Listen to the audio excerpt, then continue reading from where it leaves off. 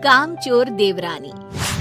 एक बार की बात है, सुषमा अपने पूरे परिवार के साथ खुशी खुशी मोहन नगर में रहती थी।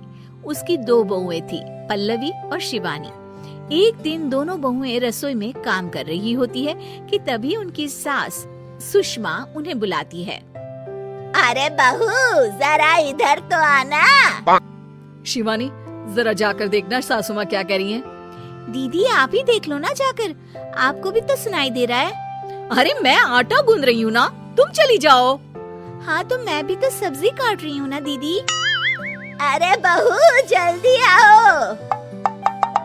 वो ये तो जाएगी नहीं, मैं ही जाकर देखती हूँ कि क्या करना है। पल्लवी सुषमा के कमरे में जाती है। जी मम्मी जी, क्या हुआ?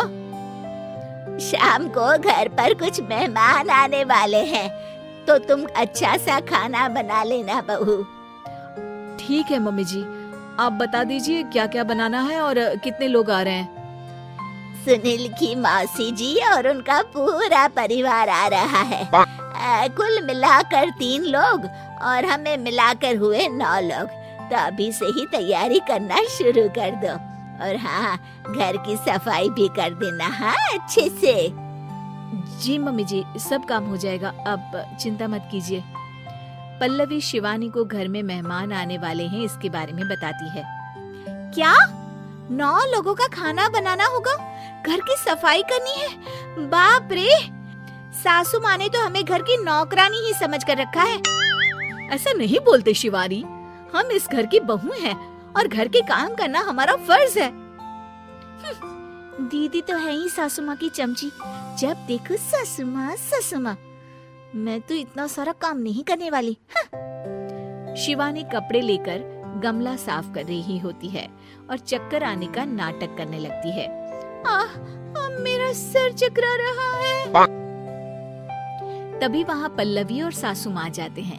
अरे बहू, क्या हो गया तुम्हें? मम्मी जी, बहुत तेज सर में दर्द हो रहा है। तुम एक काम करो शिवानी, आराम कर लो। नहीं नहीं दीदी, घर में मेहमान आने वाले हैं, मुझे आपकी मदद करनी चाहिए। अरे कोई बात नहीं शिवानी, तुम आराम कर लो, मैं सब काम कर लूंगी। ठीक है दीदी, अगर आप इतना कह रही हैं तो आराम कर लेती हूँ। शिवानी आराम से अपने कमरे में मैगजीन पढ़ रही होती है। इसे कहते हैं आराम की जिंदगी। इतना सारा काम। चलो सारा काम खत्म हो गया, शिवानी को देख आती हूँ।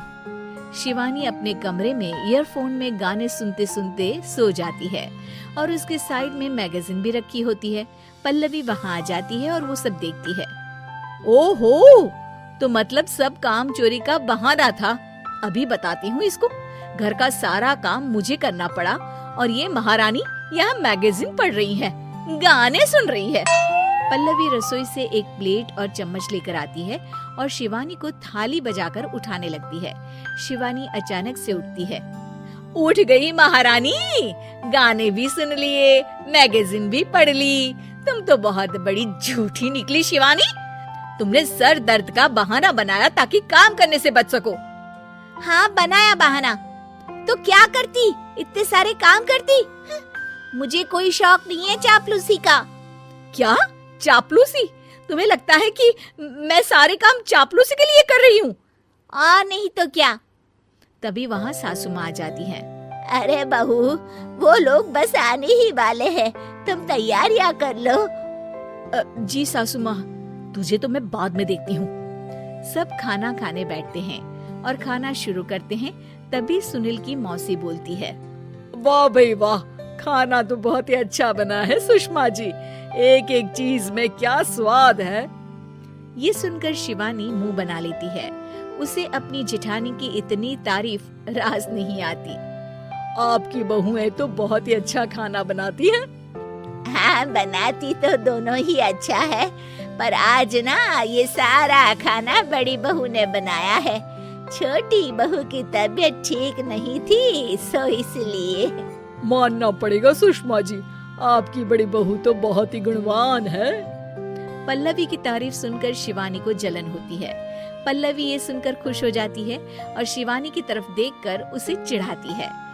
कुछ देर बाद मेहमानों के जाने का वक्त हो जाता है।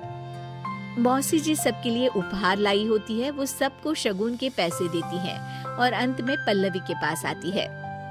तुम्हारे लिए शगुन का लिफाफा तो है ही, पर बहू तुम्हें एक और उपहार भी मिलेगा इतना अच्छा खाना बनाने के लिए।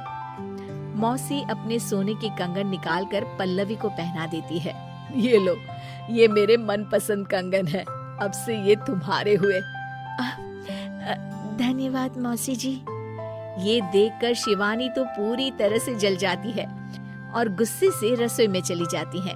तभी वहाँ पल्लवी आ जाती है और उसे अपने कंगन दिखाने लगती है। देवरानी जी, अब आपका सर दर्द ठीक तो है ना? मुझे लगता है कि अब सर दर्द शुरू हो गया होगा आपका।